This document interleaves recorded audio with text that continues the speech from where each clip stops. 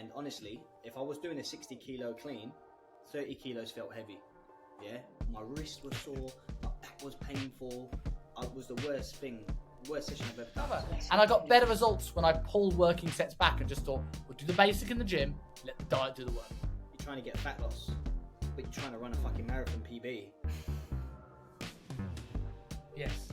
Is this why you're injured? Right? You want a real 6 to 10. You don't want a half-ass 6 to 10. So doing that challenge set and someone gets 25, you know that weight's got to go up considerably the next time. If a female believes she can do a chin-up, she's already 90% there. Isn't it mad how complex this stuff actually is? Just quickly before we get into the full show, for any of you who's watched this podcast before, you will know that I am super passionate about this podcast and getting on the most interesting guests to help you get better results with your fat loss, your business, your life, and your coaching skills. But at the moment, 85% of you who watch this channel aren't subscribed to the channel. The bigger the channel gets, the better the guests get, the more high production value the show gets, as well as the clips get. So if you're watching this, please, can you click subscribe, like, comment, improve interaction so YouTube know we are a channel to be reckoned with. And then we can take over, and then I'm coming for you, Joe Rogan. So Steve, it's been a couple of weeks. It's been an entertaining couple of weeks for you. You've had family down. You've had Darren over. For anyone that's in the fitness industry will probably know Darren Cartel. How has your last couple of weeks been? Yeah, it's been good fun having people come over and family over. It's been nice. It's been exciting. It's been good. So, did you get your content ripped apart by Darren? Just a little bit, bro. Yeah. And more energy, better cutting and editing skills, and just less talking and better information. So it was helpful. You know what I'm saying? It was helpful. It was good. It was good. To be fair, that is the unlocking of the key, right? I remember this on the first episode of the podcast you did, right? And you were like nervous with it, unsure, and then they've just gotten better and better and better on everyone you've done, right? Like you've got in person. I went out for a beer with you. You've got a crazy good personality, and you're one of the smartest people I know.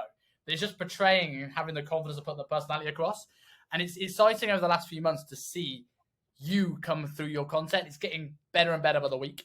You know what's mad, yeah? Like, it must be just a block.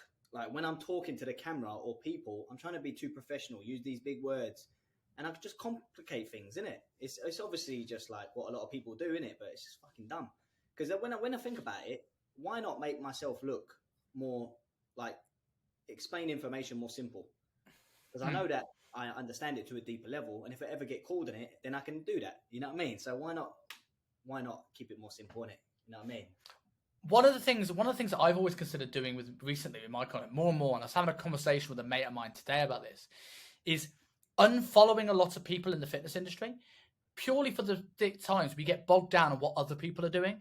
If you're sitting there following people like, I don't know, Kasim, Jordan Shallow, all these people are marketing to coaches, you almost get stuck on what your content should be. Is your content, or is it influenced by others? And that's where these big words come in. Whereas if you unfollowed all of them, you just make content that's good for the people you speak to, and that's your clients. I agree. And in turn, I bet with your clients, you don't say big words, right? I bet it's only when you get onto Instagram. Just when I want to bamboozle them, innit? Like, yeah, when it's deliberate. My clients always take the piss, because when I tell them to do their upper back mobility, I'm like, yeah, flexion, extension, rotation. And then they come in and they'll be like, fucking, what are you talking about? You know what I mean? So, before we go into our topic of this week, you mentioned to me off air about sending out an email to your email list, which we'll plug at the end of the show, about 5 things you learned this week. And I thought these were all really interesting things. So tell us a little bit about what made you send the email, and tell us what these 5 things were. Well, you know, email marketing is so important, isn't it? And I don't do it. I've never done it. The only time I ever sent anyone an email was when COVID happened, and I was like, oh, come and buy a program. You know what I mean? We know email marketing works. You know what I mean? If any coaches out there, it works. You know what I mean? Use it to your advantage. The way the boys explain it to me, Darren and James, is basically like, your social media is your social media, but emailing someone is like taking them home. You know what I mean? Like, and really getting the details going. You know what I mean? I thought, let me email everyone. I emailed all my clients, all my old clients, everyone. You know what I mean? People that have subscribed to my website. I've not even looked at that email list that's built up over years. There's not many on there, but it's still built up to 60 odd. So Yeah. I just sent him an email on every Friday now. Today was the first one, Friday. 5 things from the week. And I said, listen, if you want to unsubscribe. Otherwise, you can just use it. Hopefully, it will cheer you up, or you can just use it while you're on your way to work just to have a read. You know what I mean? You might take something from it, you might not.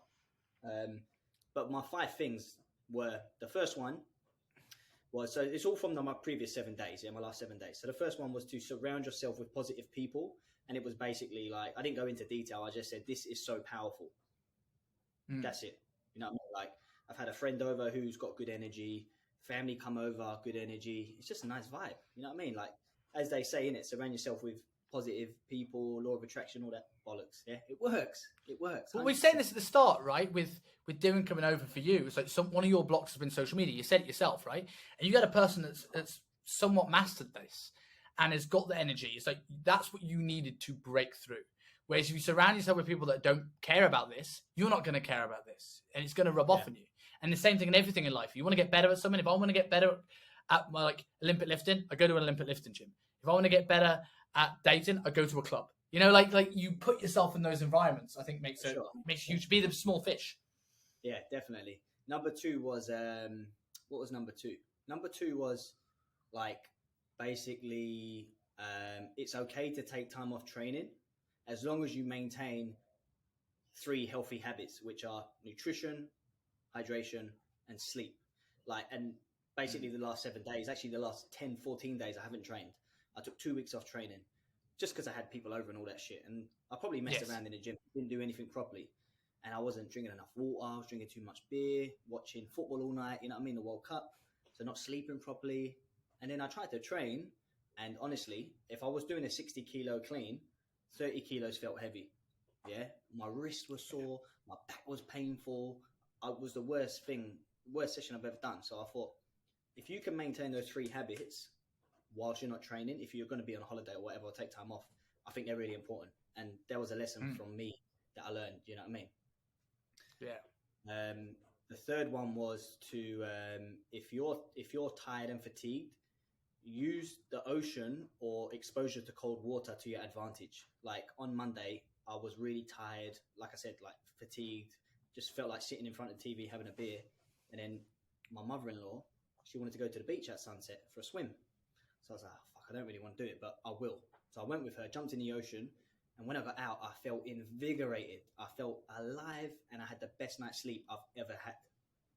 So the power of like just water and the ocean, maybe the sunset, the ocean, the light, simple, but so good for the soul. And then that was the third thing, right? Yeah. The fourth thing was just about videoing yourself. Like this week, I've basically started a new program with a new coach, and I've been videoing my lifts, my weightlifting techniques, and I'm seeing things that I didn't realize that were there. So power of videoing yourself from a beginner level all the way to what I would think myself being advanced level is so important. You get feedback, use it to your advantage, you know what I mean? So basically anyone there, video yourself and watch yourself back training. And then the that's your content as well, right? Going into what I know what your 5th thing is. So that your content, that's your content. All your squat videos, everything else. You put a green screen on, you're good. Exactly. The 5th thing was a 100-day challenge. Now, I don't like this sort of shit, bruv. You know what I mean? But 100 days of trying to do something every day. Yeah? The same thing. And I decided, I'm going to make a post every single day on social media for 100 days. And I was only 8 or 9 days in, but I was on a roll, and I felt like I had a win, and I had confidence, and I was momentum was going. So I've done like 9-10 days now, which over 100 days is fuck all. But the momentum that I've created is in my mindset. It's just like, I'm going to actually achieve this 100 days now, because I've done 8 or 9 or 10 days already that I'd never done before.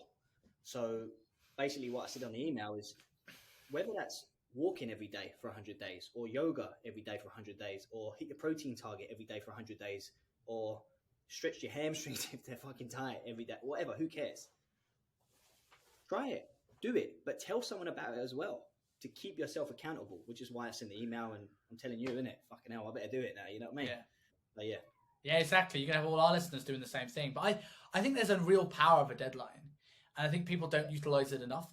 Because a lot of times when people fail on diets, it's partly because they feel it's like this endless thing. But having a goal of like, okay, this is when I'm going to diet to, and this is when I'm going to bring food up, it makes the day valuable. This is why people who have photo shoots or physique competitions or whatever it is get better results because of the same sort of thing. And you can start going like, okay, I need to do these things today because I don't want to miss the day. Yeah, 100%. Yeah, 100%. I think, like setting goals, but like actually having the deadline to it is important. You know what I mean? And then telling people about it to keep you accountable is a nice bit of a stress. You know what I mean? To achieve it. It's that little bit of urgency, right? Yeah. Urgency. Yeah. So going into our topic of the day, you mentioned, you just said now you consider going from beginner to what you would consider yourself advanced. So you're someone that knows training. You've hit training plateaus and you've broken through it.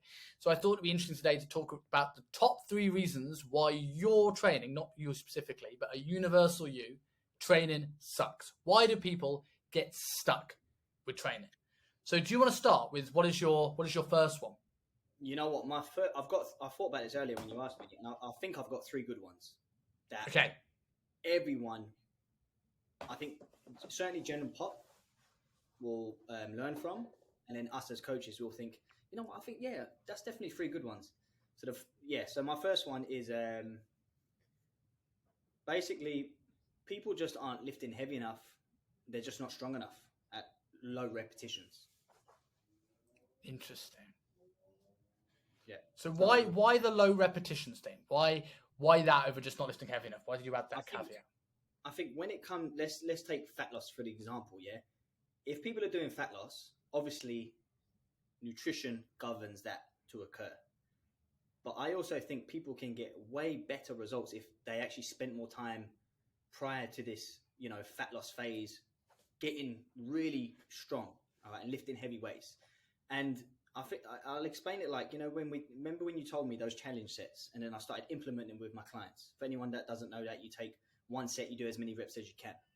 And I was having girls who could bench press 40 kilos, for 5, but they could still do like 35, 37 kilos and still get like 15 reps out. Well, that just doesn't make sense from a percentage perspective. So the problem is when people aren't strong enough, if you give them 85% of the 1 rep max, which they may only do like 5-6 reps, if they're weak, they could get 15-20 reps with it. So they're just not strong enough to maximize their training goal, whether that's building muscle or fat loss or whatever, you know what I mean? So if that makes sense, if that's a good explanation, that's what I think. Yeah, and I also think like we get bogged down a little bit into what is the optimal and the ideal. And there's a theme to a degree in a couple of mine with that, but I'll come on to it in a second. But that functional hypertrophy, 6 to 9 reps, 12 to 15 reps is what we consider hypertrophy, right? So people go, right, my client wants to have a goal of hypertrophy. I want to gain muscle and build hypertrophy. So you spend all this time in this sort of 6 to 12 repetition range. Now, while I think that is a good thing to do, you want to spend most of your time in the range that's specific to the goal that you want to achieve. Most of the reason why people don't get the hypertrophy gains that they want is that they hit a wall where they're not strong enough to do it. And I think spending a bit of time on those lower repetition ranges and getting strong means when you come back to a hypertrophy range, you are now holding more weight on the bar. If I can hold more weight for 3, I can now also hold more weight for 6. So I'm getting more out of less work, so I can recover easier, I can train harder, and I can get more out of it.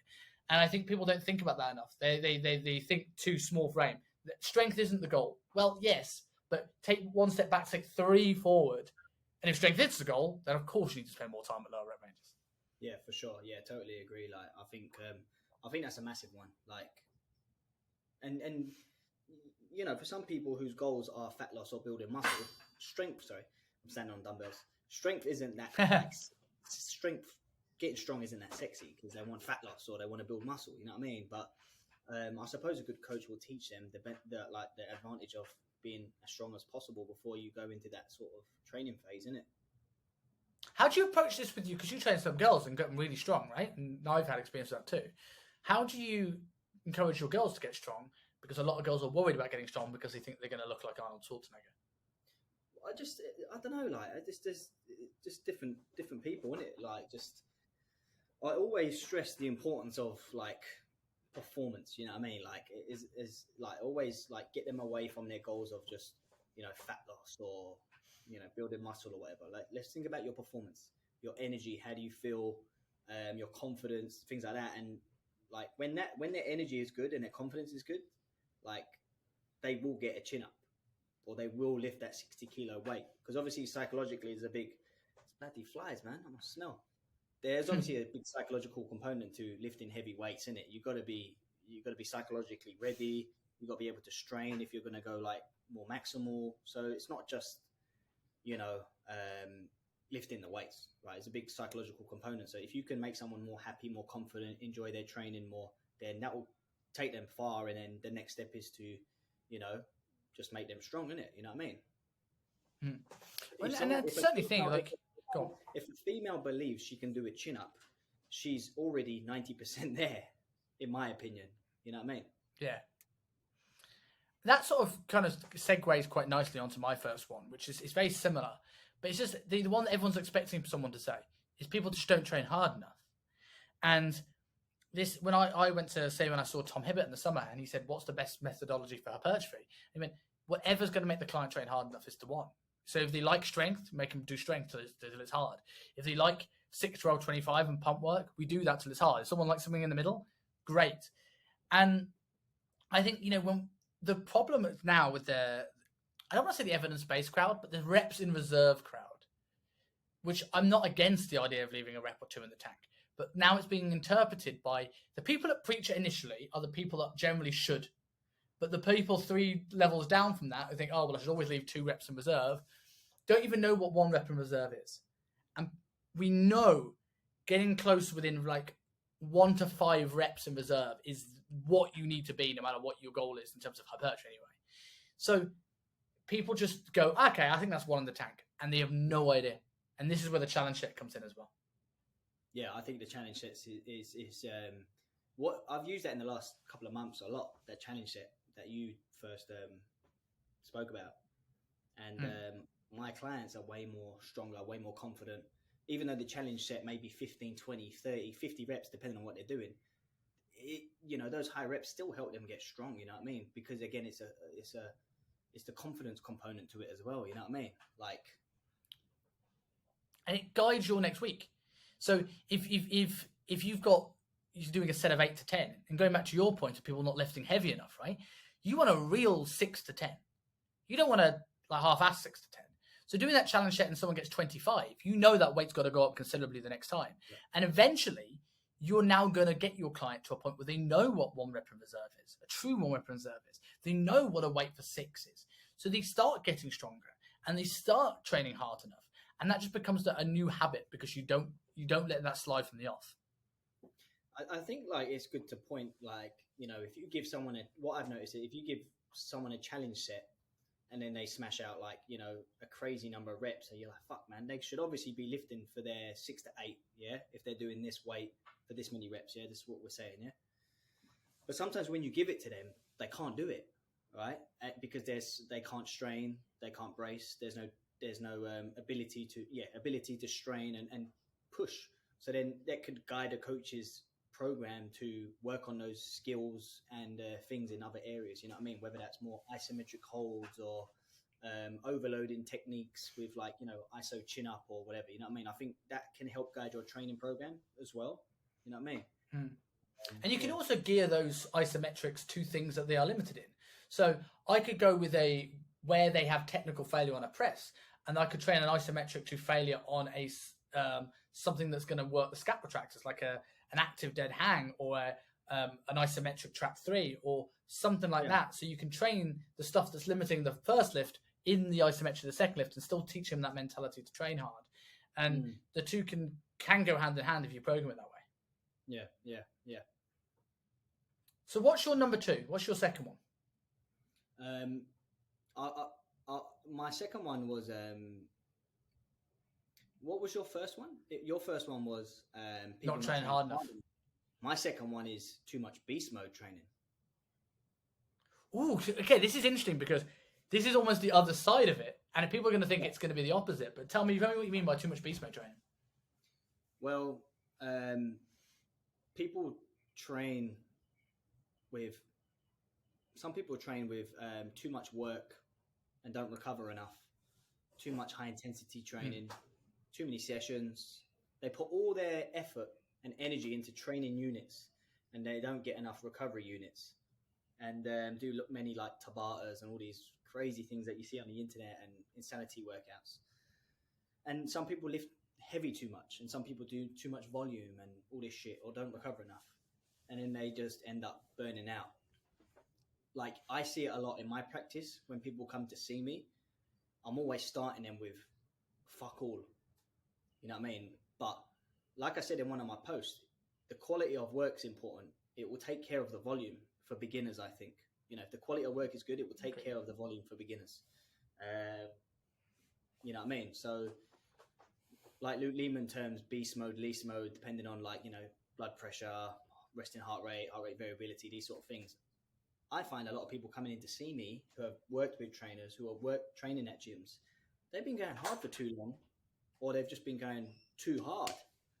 And what they need to do is, you know, read a book and have a fucking glass of wine in the bath and have some bubble bath or something. You know what I mean? Just chill and relax, you know? Do you know it's a hard sell, though? Because the people who have been victim of that are the people that are the most resistant to be told to chill out, right?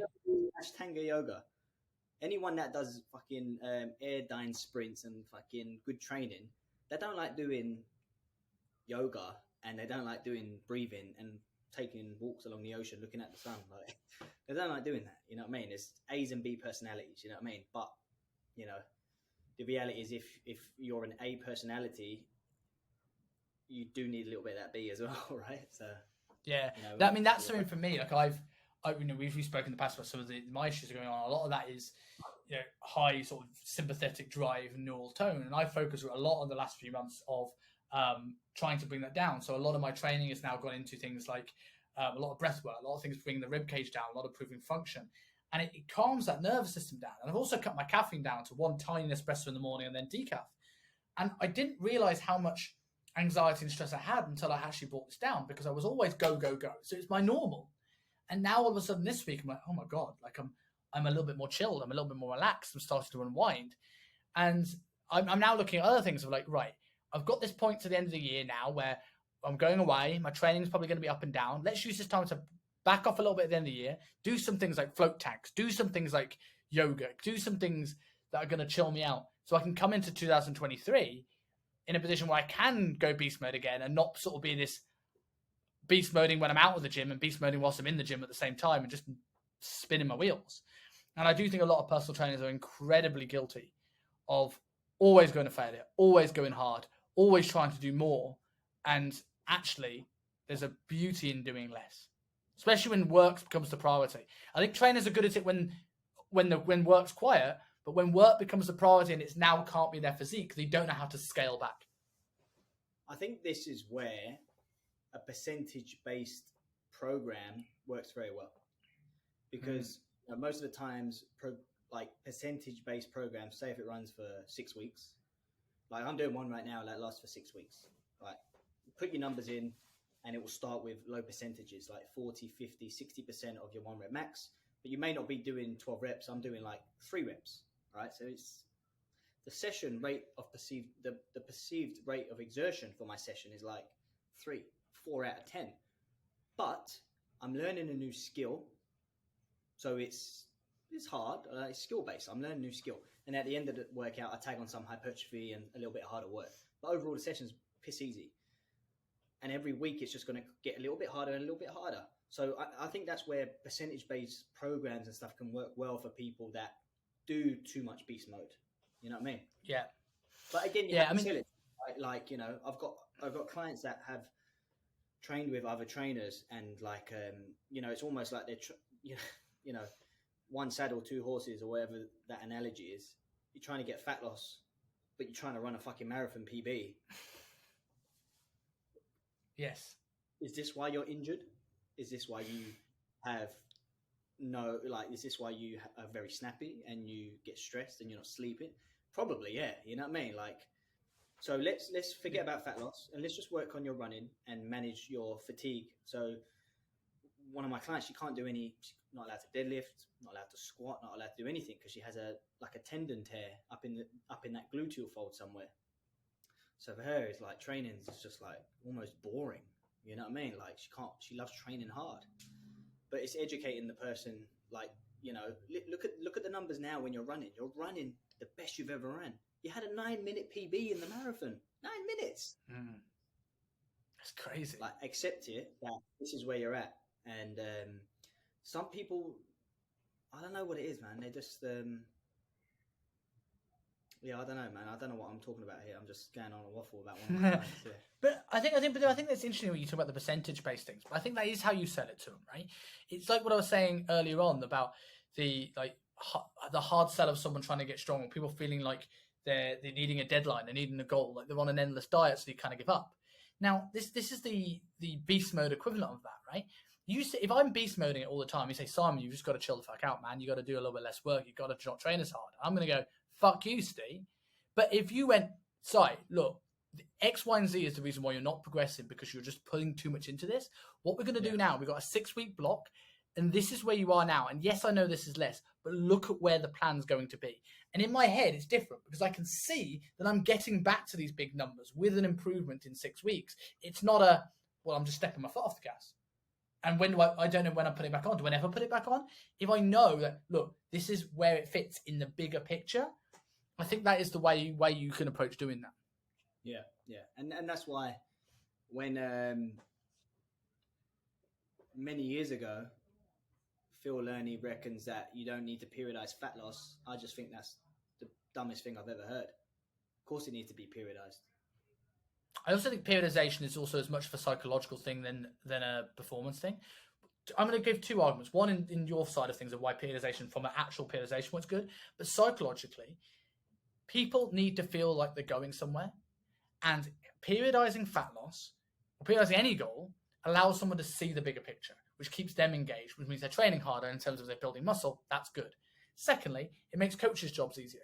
If I pick a linear periodization model, I know where the reps are going to be. I know what the sets are. I know what the rests are. Chroma design becomes easier. And from a fat loss perspective, your periodization might be slightly different. I generally think of periodization, you're doing the opposite of most periodization plans in fat loss. You're looking to peak to get stronger. But if you've got someone that's the calories are coming down, you're almost peaking. Your peaking area of the program is pulling volume away and going, cool, you're now on, 8 calories per pound of body weight. You are now grinding. So I need to make sure that you can recover. So we're going to do less work. We're going to do one working set per exercise. And if you don't do that, I have seen it, and I've done it myself and with clients in the past where you've ran them into the ground by just increasing volume. The food's coming down. You haven't got a chance to recover. And I got better results when I pulled working sets back and just thought, we'll do the basic in the gym, let the diet do the work. Yeah, exactly. Yeah. And again, like, I would categorize that into like too much beast mode, isn't it? You know what I mean? Like, you know how many people come in to see us and they've been eating fuck all food for years and training with high volume, hard work for years. They're running themselves into the ground. So going on to my second one. Yeah. My second one is it's kind of a double-edged sword of two, but I've put focusing too much or too little on your mechanics. And this is inspired by a video Eugene Teo put up recently where he said he did an interview with Mike Isotel. He said he took 100 kilos off his squat. He got weaker, went from 200 kilo squat to like an 80 kilo squat. Why? Because he watched the video and he saw how his foot wasn't arched properly. And he focused ages on making sure he had the perfect foot mechanics and the perfect upright squat. And then for ages, he was just like, guaranteed that I need that upright squat. I need it to be perfect. And then one day he was like, why? Why does it need to be perfectly upright? I was like, but it doesn't. There's no reason why this is the case. And I think we have people that focus too little on the mechanics and just throw weight around and bounce. And when they get stuck, they've out-momentumed it. They can't momentum anymore. So they need to scale right back and go, let's learn to control this. Let's learn to work for my structure. Let's learn to optimize this. But then you get the other people, and I fell into both sides of this camp, where you focus so much on your mechanics that you don't actually get any stronger because you're looking for it to be perfect under heavy load. And I did that for so long that caused me greater issues. So now I've got so many layers of compensation that I'm almost taking time off from training entirely to sort out some of this compensation. And if I hadn't focused too much on my mechanics and things being optimal and perfect 5 years ago, I don't think I'd be in the hole I am now. So there's a middle ground here. Make sure you're not doing anything stupid. Make sure you've got control and look to work on getting better. But do not forget to train hard and to the greatest range of motion you can own. Isn't it mad how complex this stuff actually is? I know, right? Yeah, it's mad. Like, to think that we know what we're doing. Yeah, we but tell you what, it's interesting in terms of the journey of self-exploration I've done through this. Yeah. Because, Reg, you said this to me. I don't know if it was off air or on air. It was like you were like saying, I can't believe after the years we've known each other, you've still got some of these issues. And I was like, sometimes I'm like, I can't either. Like, why? Why am I still so stuck? And some of it is like general. I'm like, that is my structure. Like, I got this tested. I'm never going to get into a barbell back squat. Right. So, but a safety bar, I'm fine. But some of the hip stuff, I've got range if I take a wider stance. I'm just not strong in the range. So I was like, why is that the case? Why am I so still rubbish at stuff? And it's like, I've had these moments recently, like when I first got diagnosed with ADHD, I started to see all the things in my childhood, the reason why I've had this for longer than I think, right? Like losing shit and all that sort of stuff. And what I realized whilst doing some of this breathing stuff over the last few weeks with one of Connor Harris's programs, is that I've realized, and reading James Nestor's book on breath, how bad my breathing mechanics been my whole life. I had asthma as a child. One of the things that people who mouth breathe a lot have bad dental. I've had more dental issues than probably anyone listening to this show. And so I was starting to realize that. And then one of the drills is like a forward flex with a reach. So you breathe, you expand like your posterior expansion of the rib cage and not into your belly to try and encourage that and have a forceful exhale. Posterior rib cage expansion. Yeah, so I'm here, and as I breathe, I'm almost pushing out my back. And then as I breathe out, I'm looking to bring in my obliques and to bring the rib cage down because I have a very flared rib cage. So I need to bring my rib cage down and my pelvis back to alignment. So I'm doing stuff at the moment to bring the rib cage down, turn off the TFL, get the glutes working, and this sort of stuff. And the modification to this drill was use a balloon, so you can have that more forceful exhale. And I just couldn't do it. And I had a flashback to when I was a kid, and I was the only kid I knew in my class who could not blow up a balloon. And to this day, I still can't. And I was like, it's one of those things where, yes, it means I still got work to do. But what was really humbling about it is that I had for a while going, I know all this stuff.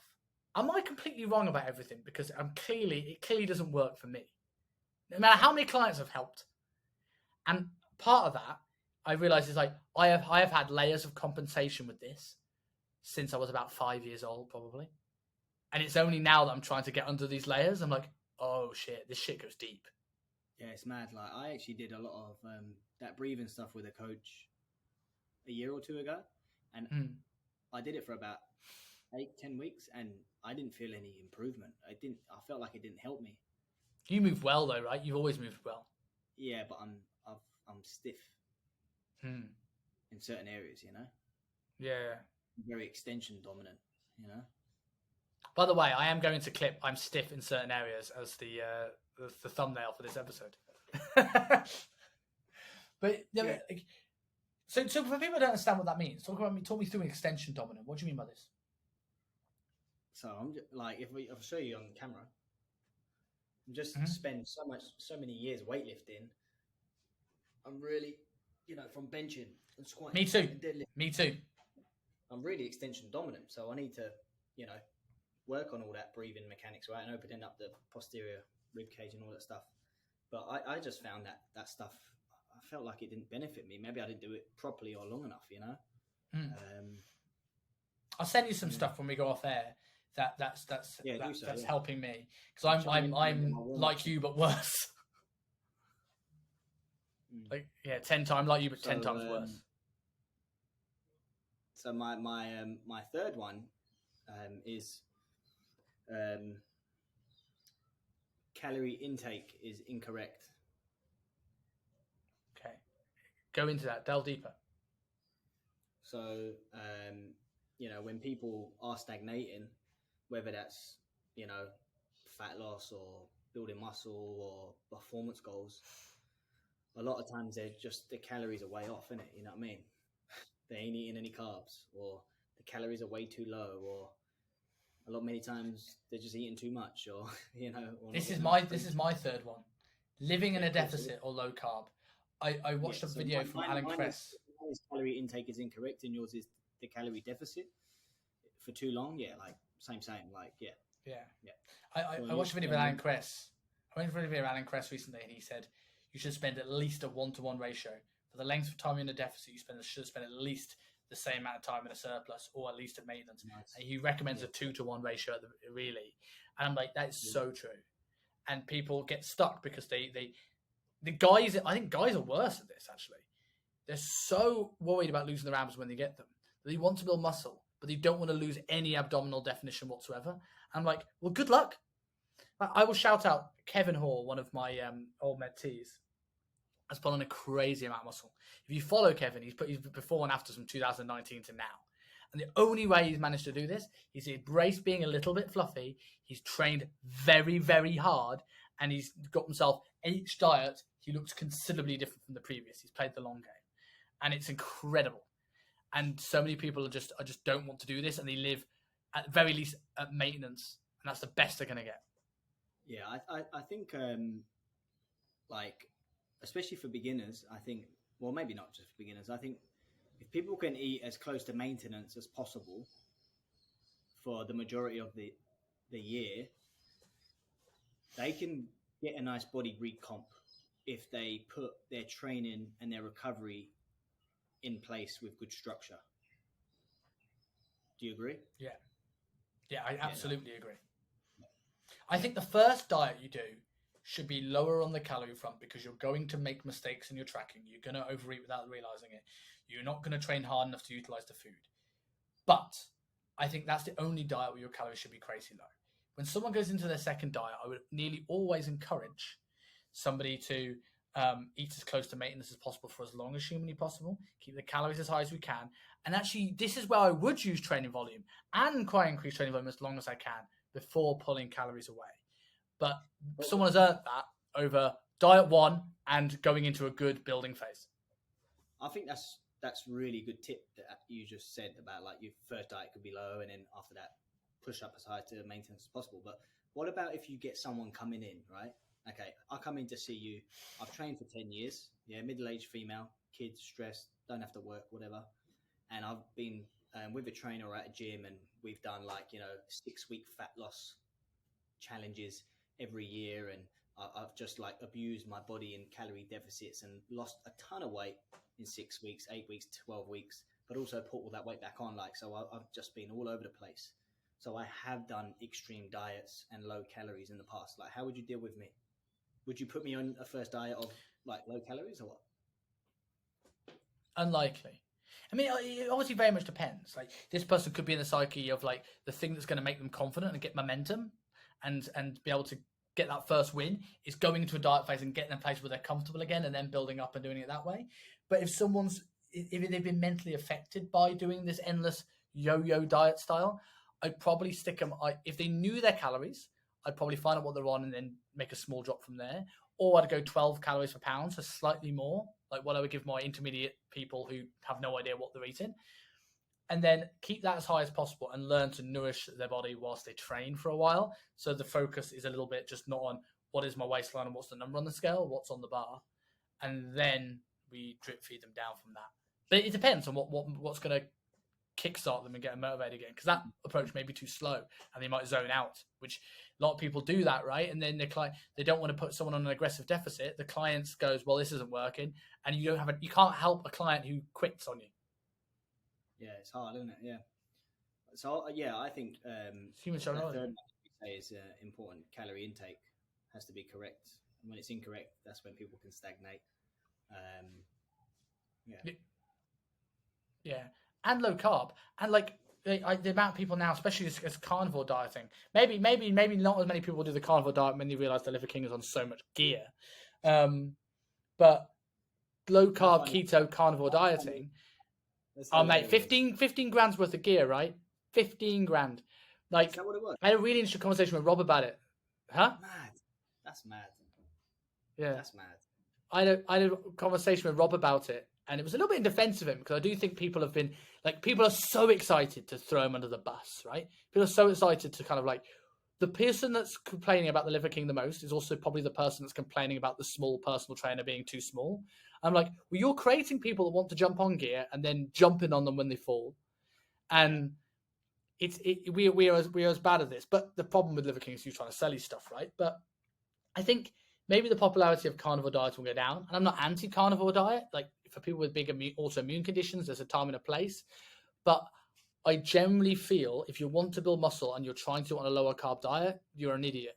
And I've had clients do this. They've gotten lean on a lower carb diet, and I'm trying to increase the carbohydrates, and they're fighting me tooth and nail. I'm like, well, you're not going to gain muscle, right? You said you want to have bigger arms. Good luck. It's funny, isn't it? Like people's experience and how they think. You know what I mean? So again, like it's like, you know, the typical female that has yo-yo dieted her whole life and lost loads of weight and put it back on, and you know, thinks that 800 calories are what she needs, you know, because of her experience of doing it, you know, over time, you know, when in fact she's just wrecked her. The hardest thing sometimes working with clients is that Dunning-Kruger effect, right? Like the people who know the most about a topic are probably the people that doubt themselves the most. The people that know a little bit think they're right. And this is what happens when clients get a little bit of knowledge. I know that I went lower carb and I lost weight. So that means lower carbs must be the answer. And it's harder to convince that person to have carbohydrates than it is to convince a person with 30 years experience that they might be wrong about something. Yeah. It's mad, isn't it, how people think, you know what I mean? It's like... There's a great video on this. I might put it in the show notes of Mark Manson talking about the Dunning-Kruger effect and why people believe the way they do. But I think that's a good short and sharp episode of like some of the things, the pitfalls that people kind of get in shape and why training sucks. Yeah, I think that was good. I think so for people, yeah. So for people who want to get on your email list and find your 5 things, or come and listen to your 100 days worth of content that you're going to be putting up on Instagram, where can people find you? StephenCollinsTraining.com, Stephen Collins Training socials, Facebook, Instagram, YouTube. I've been putting shorts up. I saw this. They're good. You reckon? I'll keep doing it. Yeah, they came up on my main news feed. They did not come up because I searched you, which means the algorithm's at least picking you up to some degree. Good, bruv. That's good. Actually, I came up on my own algorithm, so work that one out. Recommend. Yeah, I haven't done that yet. Well, I had a notification, and I thought, oh, I got a new subscriber, and it was recommended for you, Steve Collins warm up. Fuck, that's me. Have you clicked? I know what you've done here. You've clicked subscribe and clicked the bell so you get notified when you post your own videos. I didn't do it. I'm not one of my own subscribers. It's not like when you like your own videos and that. I don't do that. I don't know. I subscribed to myself. I felt bad when I put my first video up. I needed 1 subscriber.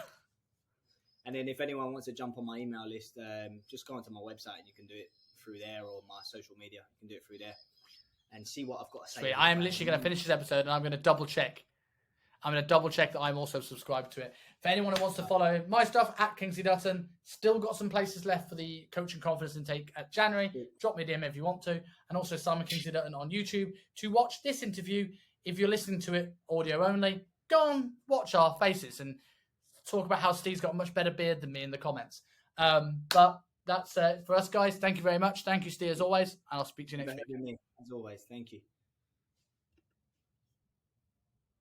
Guys, thank you very much for watching the podcast. If you're like me and like to binge watch podcast episodes, click here for our most recent episode. And if you enjoy the show and want to be updated when new videos come live, click here to subscribe to the channel.